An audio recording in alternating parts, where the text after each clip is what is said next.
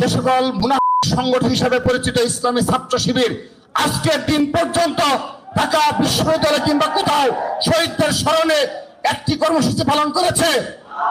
আমরা তাদেরকে আহ্বান জানাচ্ছি, একযোগে একটি কর্মসূচি দেখাতে চাই, যে কর্মসূচির মাধ্যমে আমরা ঢাকা বিশ্ববিদ্যালয়ে তাদের কারা গুপ্ত সংগঠনের নেতাকর্মী, ঢাকা কলেজে কারা, তিতুমির কলেজে কারা, জগন্নাথে কারা, জাহাঙ্গীরনগরে কারা, মহানগরে কারা আমরা দেখতে চাই।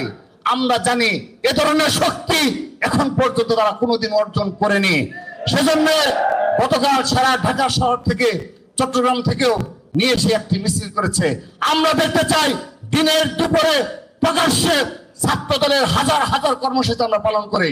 সে ধরনের একটি কর্মসূচি দেখতে চাই, যে সকল বিশ্ববিদ্যালয় কলেজে একযোগে একটি কর্মসূচি দেখতে চাই দিনের আলোতে।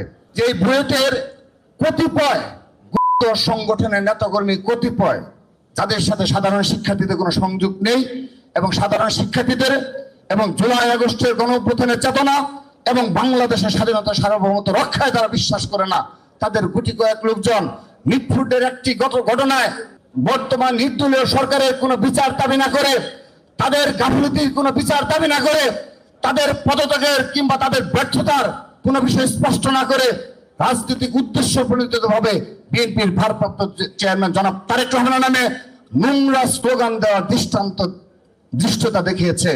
আমরা নম্রভাবে আপনাদের অনুরোধ জানাচ্ছি, এই গুপ্ত সংগঠনের নেতাদের অনুরোধ জানাচ্ছি, আজকে যে ভাষায় এই জাতীয় নেতৃবৃন্দ কত সাবলীল ভাষায়, কত ভদ্র ভাষায় জবাব দিয়েছে, একটু দেখে শিখার অনুরোধ জানাচ্ছি।